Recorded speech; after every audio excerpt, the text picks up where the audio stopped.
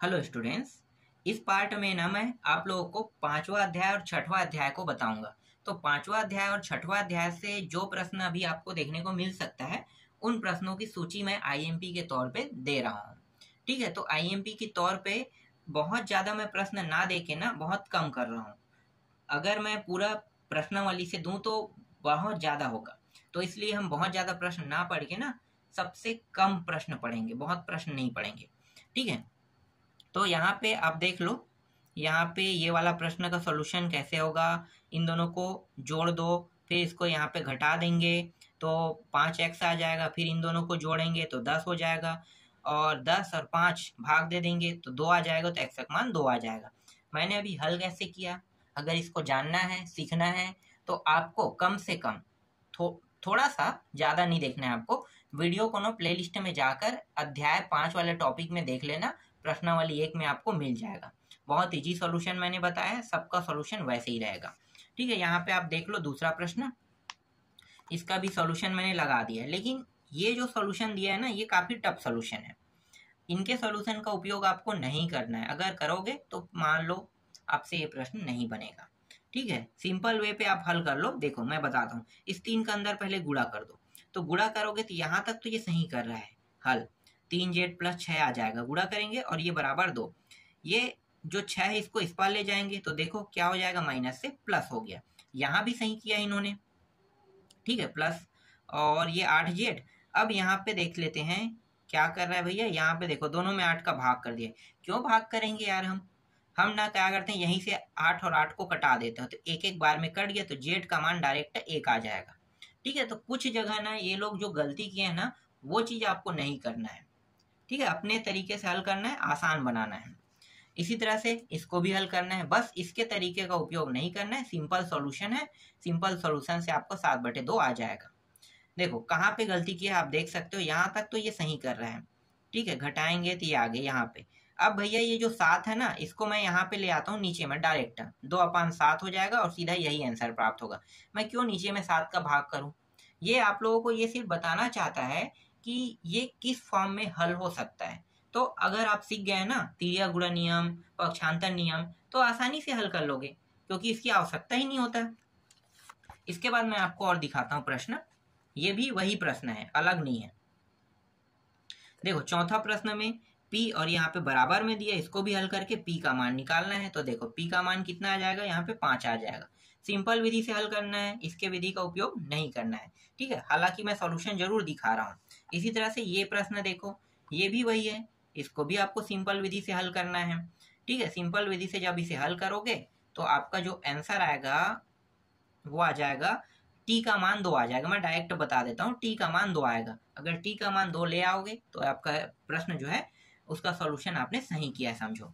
इसके बाद देखो एक और प्रश्न है यहाँ पे, इस प्रश्न को भी देखो सिंपल हल कर देंगे। इसको मैं इसके साथ गुणा कर दूंगा तो कितना होगा, 45। देखो यहाँ तक ये सही हल किया है। ठीक है, 45।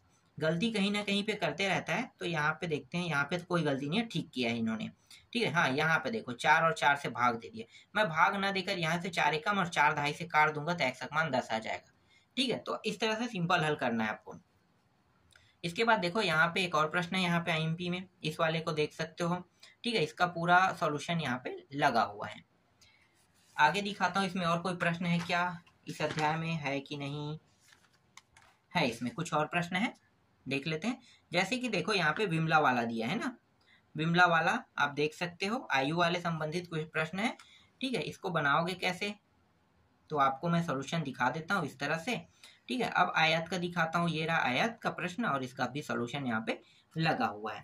ठीक है, तो इस तरह से आपको हल करने हैं। इसके बाद मैं आपको छठवां प्रश्न दिखाता हूँ, ये रहा छठवां प्रश्न। अब इसको सॉल्यूशन करना है तो कैसे करोगे भाई, तो ये रहा इसका पूरा सॉल्यूशन लगा हुआ है। ठीक है, तो इस तरह से आपको हल करने हैं। सातवां प्रश्न देखो, ये रहा सातवां प्रश्न। ठीक है, तो सातवां प्रश्न का सॉल्यूशन जो है क्या पूछा है, देखो 3 क्रमागत विषम पूर्णांक संख्या ज्ञात कीजिए कह रहा है। तो देखो 2x + 1, 2x + 3, 2x + 5, इस तरह से आपको मानना है, पहला दूसरा और तीसरा। ये पहला है, दूसरा है और ये तीसरा है। यहाँ पे 2x क्यों मान रहे हैं, तो विषम संख्या प्राप्त करना है ना हमें, तो 2x सब में मानना है। फिर एक विषम है 5 और 7 भी विषम है, तो इसको इसके साथ जोड़ दोगे तो आसानी से अगर आप हल करोगे तो आसानी से मान निकल जाएगा। और इन तीनों को जोड़ दो, ठीक है, तीनों को जोड़ दोगे तो यहाँ पे पूरा सॉल्यूशन दिया हुआ है। आपको बनाने कैसे पूरा पता चलते जा रहा है। और आधा सॉल्यूशन जो है वो यहाँ पे है, देख सकते हो, ये उसका आधा सॉल्यूशन है, ठीक है। तो 3, 5, 7 आंसर यहाँ पे आएगा। 8वां प्रश्न देखो यहाँ पे, इसका सॉल्यूशन कैसे होगा। तो ये रहा 8वां प्रश्न, जो पूछा है उसी तरह से आपको इसे हल करना है, ठीक है। प्रश्न देख लिया, अब उत्तर देख लो, ये रहा इसका उत्तर। फिर यहाँ पे 9वां प्रश्न है ये वाला, ठीक है, यहाँ तक इसका आधा सॉल्यूशन जो है आपको मैं दिखा देता हूँ, आधा सॉल्यूशन, ठीक है, ये रहा आधा सॉल्यूशन यहाँ से यहाँ तक। 10वां प्रश्न देखो, ये अंतिम प्रश्न है ये वाला, ठीक है। अंतिम प्रश्न देख सकते हो ये क्या कह रहा है, इसको मैंने सॉल्व करके बता दिया है और ये यहाँ तक के कंप्लीट हो जाएगा। फिर संख्याओं में खेल में आते हैं 6वां में। तो 6वां में क्या क्या इंपॉर्टेंट हो सकता है, इसमें बहुत कम प्रश्न है, ठीक है। देखो ये वाला प्रश्न कैसे बनेगा, तो बहुत इजी है। देखो यहाँ पे ए और बी दिया है, तो ए बी दोनों में दिया है, तो मैं आसानी से इसका मान नहीं निकाल सकता। तो मैं क्या करूंगा, इसको ले लूंगा, बी 3 और 12 को ले लेता हूँ। बी 3 12 को लूंगा तो यहाँ पे देखो क्या कर सकता हूँ, 1 मिनट मैं आपको पेपर में समझाता हूँ। ये काफी आसान प्रश्न है, अक्सर ना ऐसे प्रश्नों को नहीं बना पाते हैं बहुत से लोग। देखो क्या करूंगा मैं, बी और प्लस 3 है ना, जब दोनों को जोड़ूंगा तो 12 प्राप्त होगा। यहाँ पे 3 सही से बना लेते हैं, 12 प्राप्त होगा। इस 3 को अगर मैं उस साइड ले जाऊं तो 3 इस साइड आके क्या हो जाएगा, माइनस हो जाएगा। तो b का मान कितना प्राप्त हुआ, 9 प्राप्त हुआ यहाँ पे। अब इस b के मान को मैं क्या करूंगा, यहाँ पे ये जो a b और 3 दिया है ना, a प्लस 3 बराबर दोनों करूंगा तो b प्राप्त होगा। तो मैं a प्लस 3 और b का मान कितना रखूंगा, 9। इस 3 को उस पार ले जाऊं तो 3 को इस साइड ले जाएंगे तो ये माइनस, तो a का मान कितना हो गया, 6। देखो इस तरह से मान को निकालते हैं, ठीक है। तो ट्रिक अगर यूज करोगे तो हर प्रश्न बन जाता है। मैंने ऐसे प्रश्नों को सॉल्यूशन दे दिया है। यहाँ पे देखो इसको भी इस तरह से हल करना है, हल करके भी बताया यहाँ पे। पर कभी भी गाइड के सॉल्यूशन का यूज नहीं करना चाहिए। अक्सर क्या होता है, गाइड जो है शॉर्टकट तरीके में दिया रहता है और ज़्यादातर गलत भी देते हैं, ठीक है।